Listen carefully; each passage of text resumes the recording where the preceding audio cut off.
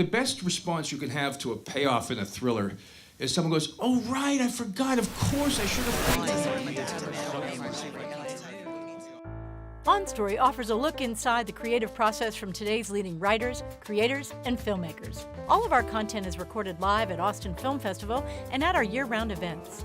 To view previous episodes, visit onstory.tv.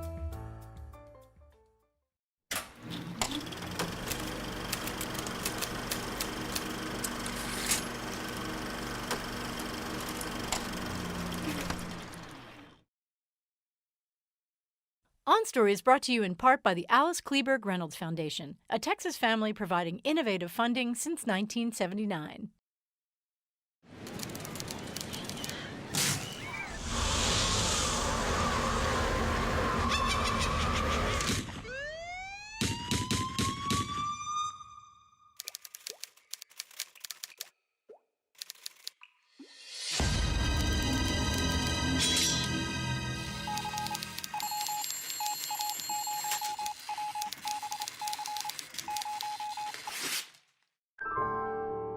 From Austin Film Festival, this is On Story, a look inside the creative process from today's leading writers, creators, and filmmakers.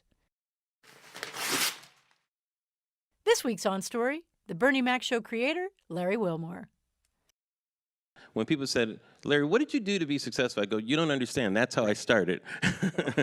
Because for me, doing what I wanted to do for a living made me a success. And then everything else was walking on that journey that I'd set out for myself. So I'm not crestfallen if something doesn't happen. It's not devastating to me. It's just part of the journey. There's ups and downs on the journey. In this episode, Emmy Award-winning television producer, actor, comedian, and writer Larry Wilmore discusses his career from The Bernie Mac Show to Insecure. I grew up in a real sports neighborhood. A lot of people in my neighborhood ended up playing pro sports and that kind of thing. So I was very competitive in that also, but I thought, that's not really what I want to do. Once I kind of delved into theater and really dedicated myself to it, I realized about halfway through college that that's what I wanted to do for a living. So it's kind of where it started. But I was always kind of torn between like theater, you know, studying the classics and those types of things, and sometimes I would try stand-up comedy too, which is completely different. Right. And I was always, even to this day, I kind of have those two tracks in my career, where one track is what I call that stand-up comedy track, whether it's doing talk shows or personal appearances. Even this kind of falls in that, although this kind of blends the line. And then the other track, which is more storytelling and theater and those roots, you know, the dramatics and all that stuff. And I love them both. I mean, it makes a lot of sense to me that you come from a theater background. I mean, that you play a lot with structure in your works. I love that. Even when I did stand-up, I always played with form and structure, and always was thinking of beginnings, middles, and ends, not just jokes, you know, and that kind of thing.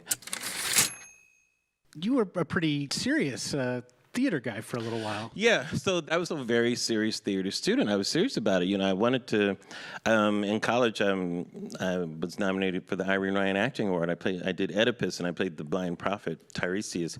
We had the Royal Shakespeare Company do a residency there, and I was like a puppy dog, like just, you know, out there just following them around. And I really, you know, worked on that very seriously and everything, and thought, you know, I was going to be this actor and everything, but that other pull just kept doing it. I remember when I was underage, I would sneak into the Comedy Store and just stand in the back, and I remember seeing Richard Pryor come in and people like that. My eyes were so big, and dreaming of doing that and not thinking that I'd ever be able to do it. So I was doing both of those things at the same time. Yeah. What were the first steps you took?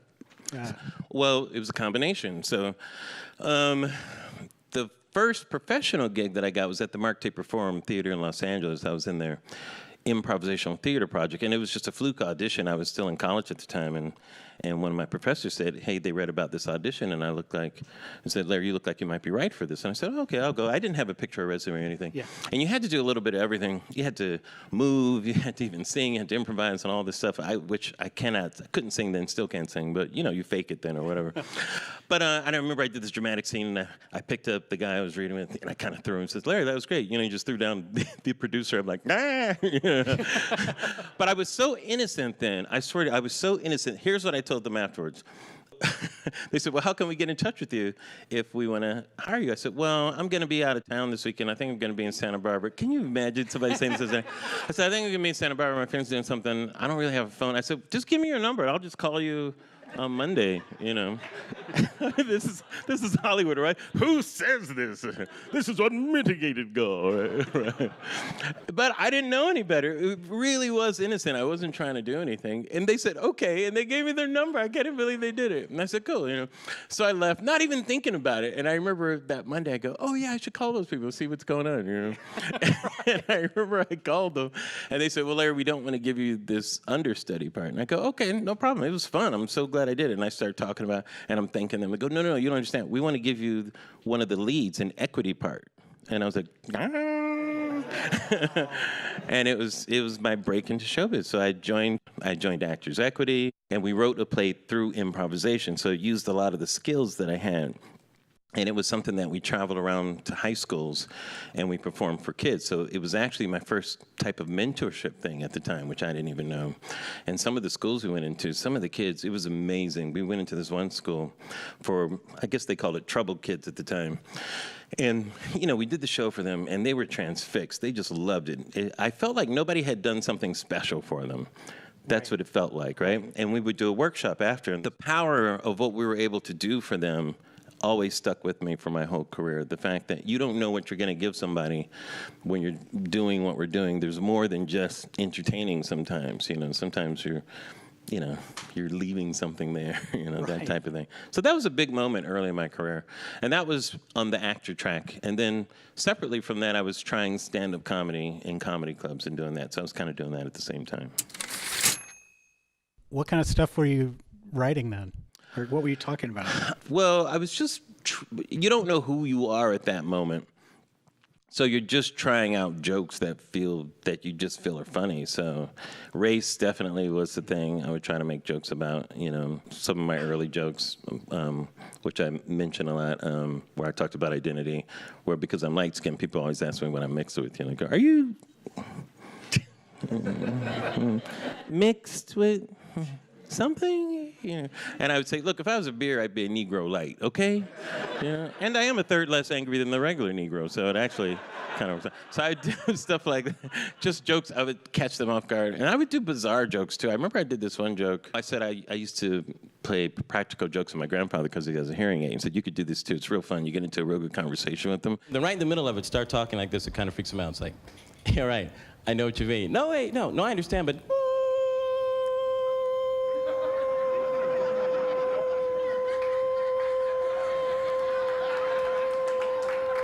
Don't you agree? And he's like, so you know that face a dog makes? Like, and then I would segue, I would go, Reagan does that. Did you know that, you guys? I swear to God, have you seen it? Oh man, when Reagan hears a sound he's never heard before, his head stops shaking. It's the most bizarre thing in the world. I've checked it out though, man. I've seen it. Compassion for the poor.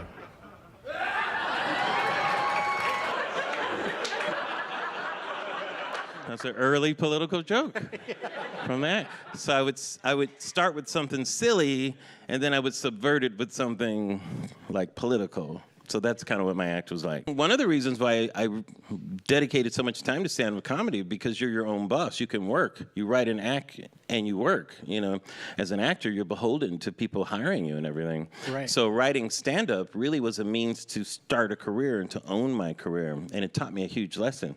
And every time I've made a change in my career, I've taken that lesson of trying to take control of what I'm doing. When I jumped from performing to writing for television, it was in the interest of creating a space for myself, because I felt Hollywood wasn't seeing me, that they couldn't see what I had.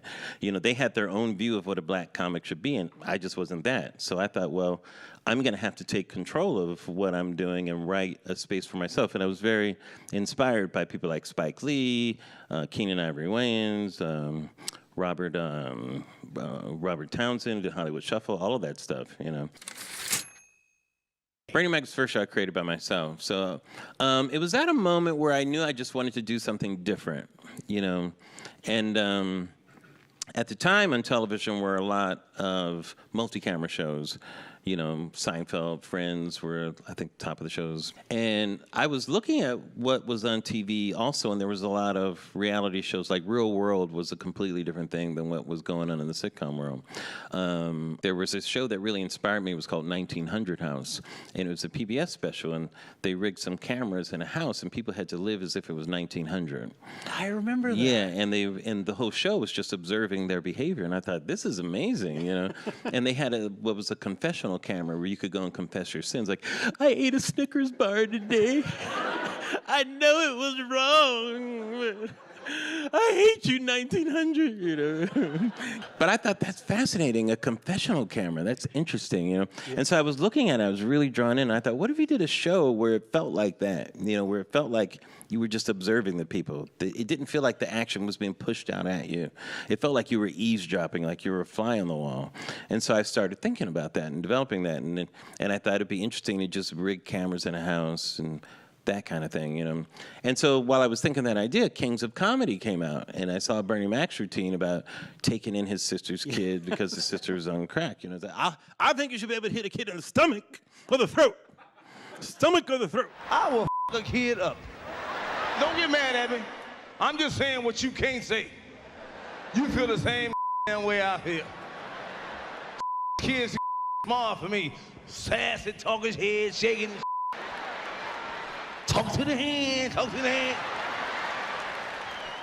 So I'm from the old school, I'll kick a kid.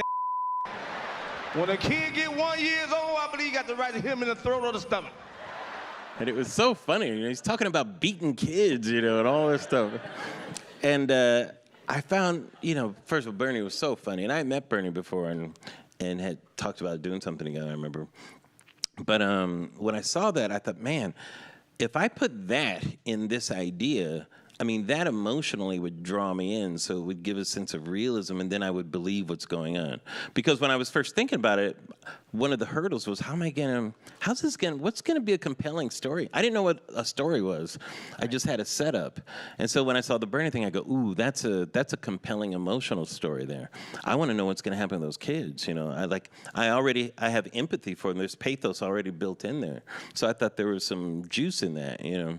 And so I pitched it to Bernie, and I came up with some ideas for it. I saw the camera almost as a character, and using the house as a character, and how he would speak to the camera and that type of thing. He did this thing in his act, and he would say, "South Carolina, you know how Bernie Mac feels. You know, come on, South Carolina. South Carolina, we family.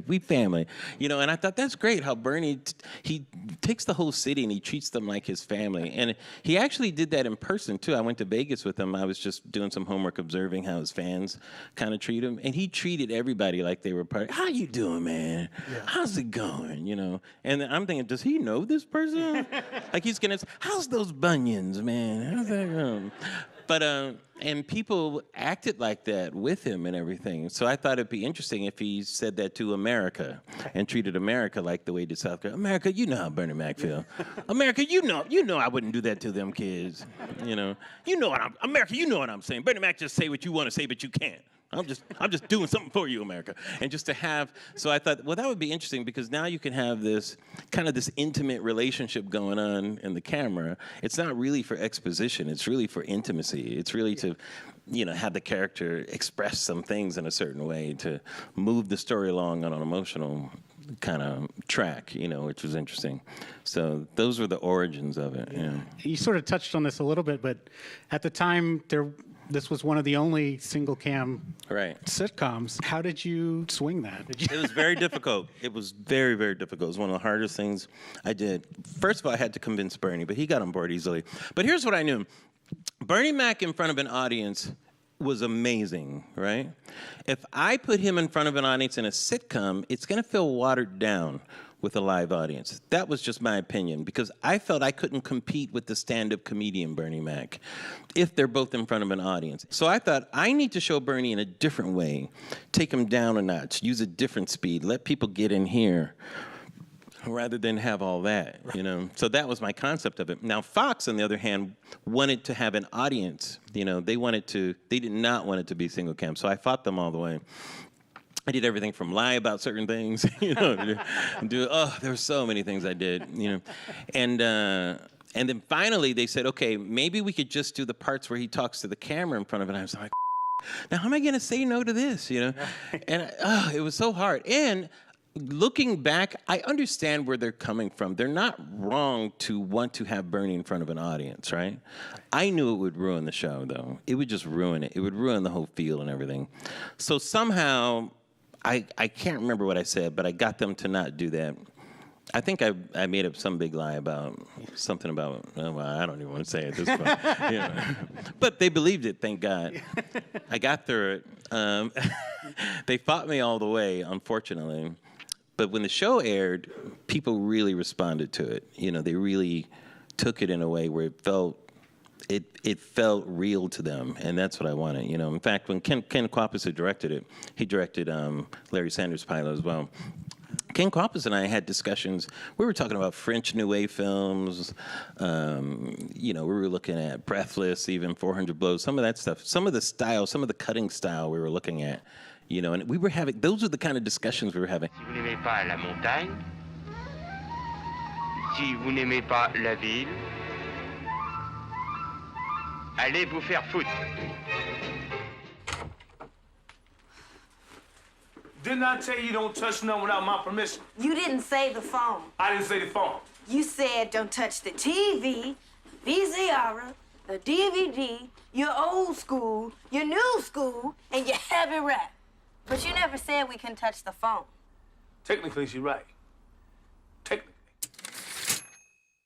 You've collaborated with some amazing people. Can you talk a little bit about your process of collaboration? Mm-hmm. Maybe let's talk about Insecure. Sure. Collaborating with Issa Rae. Yeah, Insecure. I love collaborating. Collaborating is interesting. I think because I'm a natural collaborator, when I was never always confident in my own voice coming up. Even as a stand-up, I always felt better writing jokes for somebody else. I wrote jokes for a lot of friends and stuff. So I'm kind of a natural collaborator. It was always harder for me to be myself in that kind of thing. But collaborations aren't always easy. They can be tough. You know, you learn a lot through them. When I met Issa, the HBO had inquired if I wanted to supervise her, kind of the Godfather or whatever, looking at it, oh, very good, good job, keep doing more of that, you know, whatever, you know. But I watched Awkward Black Girl and I fell in love. I was like, oh my God, this is fantastic. She really has a point of view. You know, she's good, a good performer too, you know, really has a good eye for things. And the tone I thought was really nice. And when we met, we just hit it off personally. You know, we were just making each other laugh. It was really a lot of fun.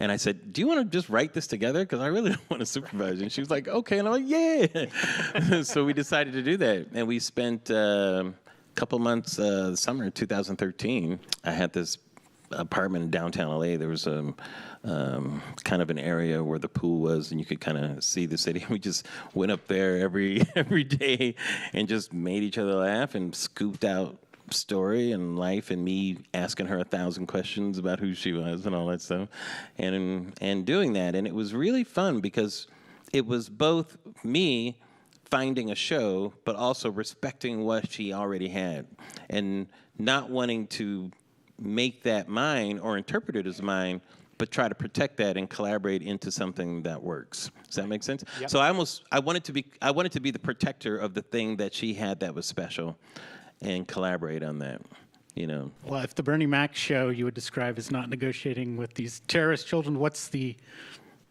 I don't know who Insecure? I am or where I'm going. And that is in every scene of Insecure. You can go to every scene. These people have no idea what they're doing. Right. I always say they're on a train to nowhere, and they're getting their tickets to get there as fast as they can. Yeah. So that sense, you could see it even in Issa's acting. There's always an unsureness, you know. She does not make the right. People get mad and say, how come Issa did that? That's the point. Yeah. That actually is the point. She doesn't know. Yeah. She has to make mistakes. She has no choice. That is her journey, you know. And when she stops, show over, I guess, yeah. You know. But that's exactly what the show's about. And it came from a lot of our conversations and me asking about that age and what's going on with her generation and that kind of stuff. And feeling that, you know, I remember when we landed on that, I said, you know, we should make this show this, come from that point of view, And then the humor goes on top of that and comes out of that too, and all that kind of stuff, silly jokes. But that's how you build it. You start with that, you hold on to that for dear life, and you can build things on top of that. Issa. What are you doing? What? Oh, I was just asking Siri where Malcolm Jamal Warner was born. It's Brooklyn. What are you even doing here? I thought you couldn't make it.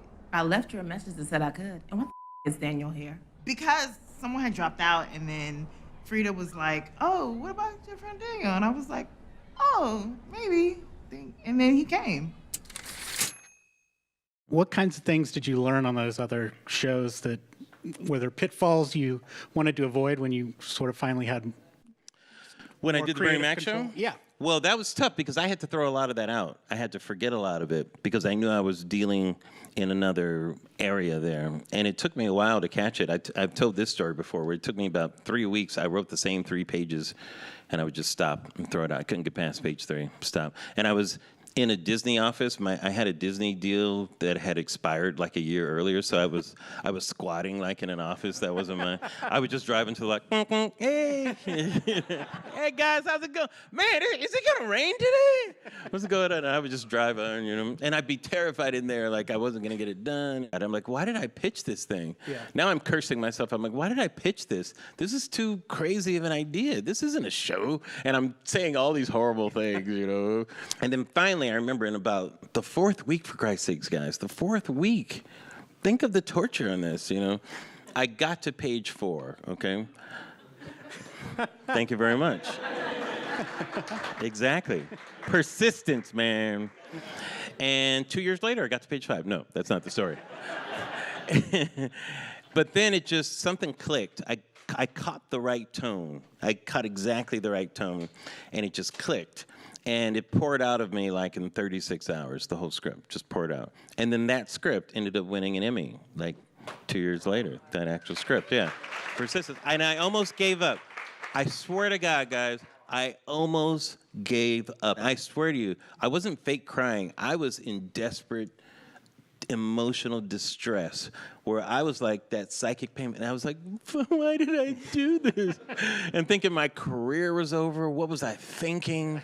And then you turn on the TV, it's all these shows, hey, all that stuff, I'm like, why am I not writing that, you stupid fool, And then that one day, it just came through and just changed my whole career. Was there an epiphany or just like Definitely. All the work, all that homework that I had done finally caught up to my fingers. Right. Here's was one of my epiphanies. I was watching Real World. I had like a lot of Real World tapes. And I would watch, here's the moment that got me. I'm looking at the act break. And I'm thinking, okay, in traditional sitcoms, you start a story, it's usually very heavily plot-driven. Most sitcoms, many sitcom writers don't even know, are built on farce. I'm the theater major, so I know these different forms, right? And, there's some information that's being hidden in farce, or somebody doesn't know something, and there's hijinks, and there's heightened action at the end of the acts, which is kind of artificial because it's really meant to just sell soap. So I was thinking about the artifice of that, and I was looking at it, and I was like, man, how come on Real World there's no like plot twist at the commercials? They just go to commercial, and I kept playing. I'm like, why do I want to watch this? Yeah. That's the question I kept asking myself. So why do I want to come back? What is it? And then one day I just looked and I go, maybe I'm just interested in what's going on with this character, and I just want to see more. That simple. I mean, isn't that crazy? I realized that what I was connecting to was this emotional journey the character was experiencing. Yes. Which is kind of a magic of all good reality shows. That's what you're hooked into. Everything else it doesn't matter. It's really that emotional thing that's going on. You're kind of hooked into that. You've been watching a conversation with Larry Wilmore on Story. On Story is part of a growing number of programs in Austin Film Festival's On Story project, including the On Story PBS series, now streaming online, the On Story radio program, the On Story podcast, and the On Story book series, available where books are sold. To find out more about On Story and Austin Film Festival, visit onstory.tv or austinfilmfestival.com.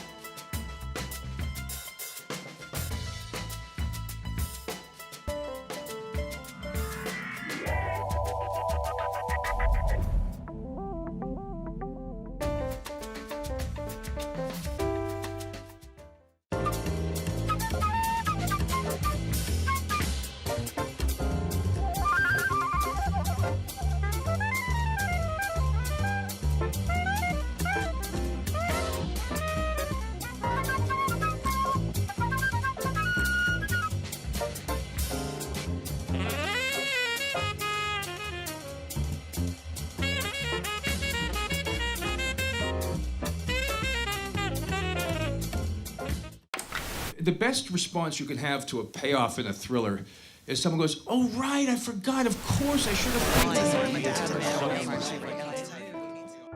On Story offers a look inside the creative process from today's leading writers, creators, and filmmakers. All of our content is recorded live at Austin Film Festival and at our year-round events. To view previous episodes, visit onstory.tv.